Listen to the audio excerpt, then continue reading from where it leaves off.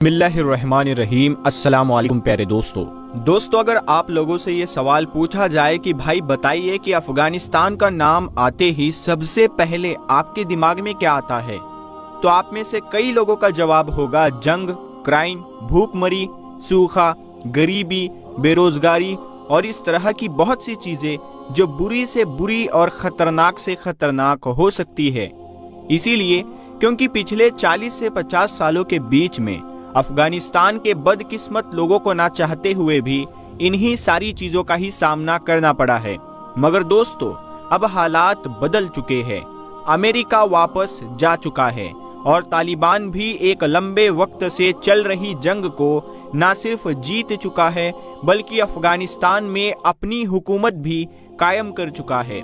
दोस्तों, वैसे तो आज से लगभग 2-2.5 साल पहले जब तालिबान ने अफगानिस्तान में अपनी हुकूमत बनाई थी, तो दुनिया के अलग अलग इलाकों में रहने वाले माहिर लोग तालिबान को लेकर गलत राय रख रहे थे। हर किसी को यही लग रहा था कि इन लोगों ने जंग जीत कर भले ही अपनी हुकूमत बना ली हो, मगर ये किसी भी तरह से अफगानिस्तान को नहीं चला पाएंगे और कुछ ही दिनों में ही तालिबान पूरी तरह से टूटकर खत्म हो जाएगा, क्योंकि इन लोगों के पास ना ही वो काबिलियत और तजुर्बा है जिससे किसी भी देश को तरक्की मिलती है और देश में डेवलपमेंट होते हैं। मगर फिर भी पूरी दुनिया ने देखा कि किस तरह से तालिबान ने कुछ ही वक्त में दुनिया के सभी बड़े बड़े माहिर लोगों को, इन सारे दावों को पूरी तरह से गलत साबित कर दिया। और आज धीरे धीरे अफगानिस्तान का माहौल ना सिर्फ शांत हो चुका है बल्कि अफगानिस्तान बड़ी तेजी के साथ अब डेवलपमेंट की तरफ आगे बढ़ता जा रहा है। वैसे तो दुनिया के दूसरे देशों की तरह ही अब तालिबान भी अपने देश में मौजूद अलग अलग इलाकों के कई अलग अलग प्रोजेक्ट पर काम कर ही रहा है। मगर पिछले कुछ दिनों से लगातार तालिबान के जिस प्रोजेक्ट को लेकर पूरी दुनिया में चर्चाएं हो रही है और जिस प्रोजेक्ट ने पिछले कुछ वक्त से पूरी दुनिया को ही हैरान करके रखा है, वो दरअसल एक आर्टिफिशियल रिवर प्रोजेक्ट है। एक ऐसा प्रोजेक्ट जिसको नाम दिया गया है कोश टेपा कैनल। आसान भाषा में अगर आपको समझाया जाए तो आप ऐसे समझिए कि इस वक्त तालिबान हमारी इस दुनिया की सबसे लंबी और सबसे बड़ी आर्टिफिशियल रिवर यानी नदी बना रहा है। और एक खास बात यह है कि आर्टिफिशियल नदी का ये प्रोजेक्ट पूरी तरह से तालिबान का अपना खुद का है, यानी इसके लिए तालिबान ने किसी भी देश से किसी भी तरह की कोई मदद नहीं ली है और ना इस दुनिया के किसी भी देश से किसी इंजीनियर को बुलाया है। यहाँ तक कि इस तरह की नदी बनाने वाले जानकारों से भी कोई राय, कोई मशवरा नहीं किया गया। लेकिन इसके अलावा भी दुनिया के कई देश तालिबान को न सिर्फ गरीब ही बल्कि टेक्निकली एक पिछड़ा हुआ देश भी मानते हैं। हालांकि दूसरी तरफ हम लोग देखते हैं कि दुनिया के किसी भी इलाके में जब इस तरह के किसी बड़े प्रोजेक्ट पर काम होता है, चाहे वो अरब के गल्फ इलाके में हो या फिर यूरोप के इलाके में हो, तो उस इलाके में उस प्रोजेक्ट पर काम करने के लिए दुनिया के बड़े बड़े जानकारों को बुलाया जाता है, उनसे डिजाइन तैयार करवाए जाते हैं और उनसे बड़े बड़े राय लिए जाते हैं। लेकिन तालिबान ने ये सोच लिया है कि चाहे जो भी हो जाए वो अपने इस प्रोजेक्ट को, यानी कि दुनिया की इस सबसे लंबी और सबसे बड़ी आर्टिफिशियल नदी को अपने लोकल लोगों से ही बनवाएगा, यानी अपने जो देश के जो लोग हैं, जो मजदूर का काम कर रहे हैं, उन्हीं से वो बनाएगा। इस नदी को बनाने के लिए जो मजदूर काम कर रहे हैं, जो इंजीनियर्स हैं और इस तरह के जितने भी लोग हैं इस प्रोजेक्ट से जुड़े हुए हैं, वो सारे के सारे अफगानिस्तान के ही है। लेकिन घुमा फिरा कर सवाल यहीं पर आकर रुक जाता है कि आखिर तालिबान का ये कोश टेपा कैनल का जो प्रोजेक्ट है वो क्या है। आखिर तालिबान हमारी दुनिया की सबसे बड़ी और सबसे लंबी आर्टिफिशियल नदी बना ही क्यों रहा है। अगर उसका ये प्रोजेक्ट कामयाब हो जाए तो इससे उसको क्या फायदा होगा और इससे अफगानिस्तान के ऊपर क्या असर पड़ेगा, कैसे ये अफगानिस्तान की पूरी किस्मत बदल सकता है। तो चलिए अपने इन सारे सवालों के जवाब भी जान ही लेते हैं। दोस्तों, कोश टेपा कैनल नाम की ये नदी वैसे तो अफगानिस्तान के उत्तरी इलाके में बनी है, और ये नदी लगभग 285 किलोमीटर लंबी, 115 मीटर चौड़ी, जबकि 8.5 मीटर गहरी होगी, यानी 8.5 मीटर गहरी होगी। और ये नदी अफगानिस्तान के 3 मशहूर जिलों से होकर गुजरेगी।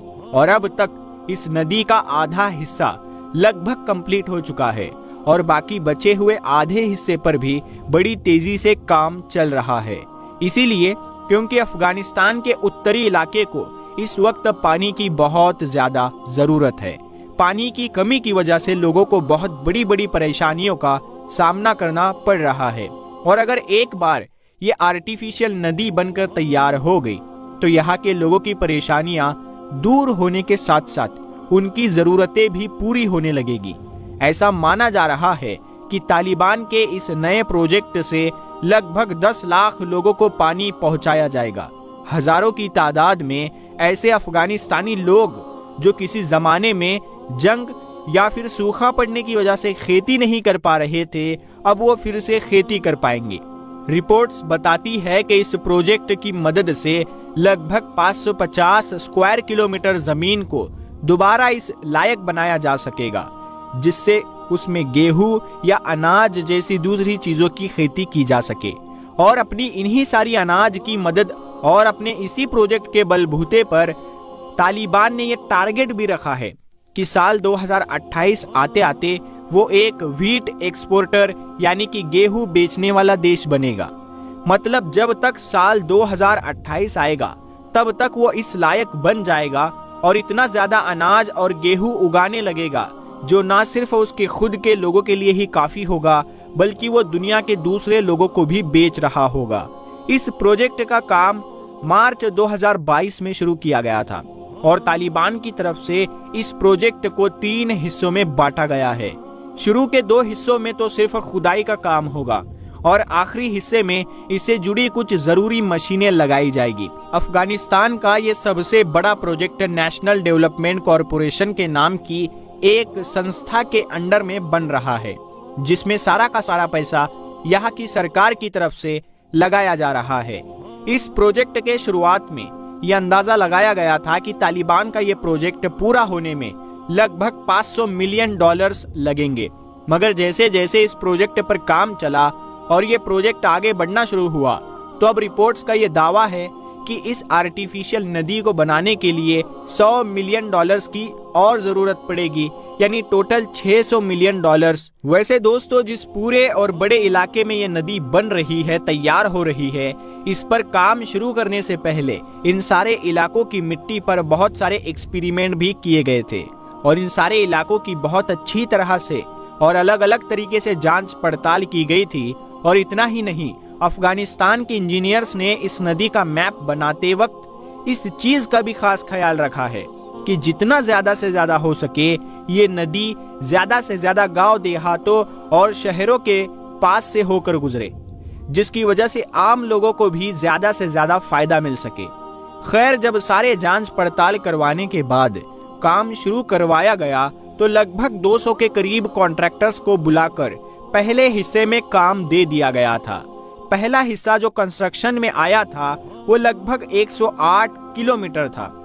पहले हिस्से के अंदर लगभग 7000 के करीब ट्रक्स का इस्तेमाल किया गया है और इसके अलावा भी जो मजदूर है, इंजीनियर्स है और बाकी लोग हैं, उनकी गिनती तो पूछिए ही मत। फिलहाल पहले हिस्से का काम पूरा होने के बाद अब दूसरे हिस्से का काम शुरू हो चुका है और दूसरा हिस्सा जो कंस्ट्रक्शन के अंदर है उसकी लंबाई लगभग 170 किलोमीटर के करीब है।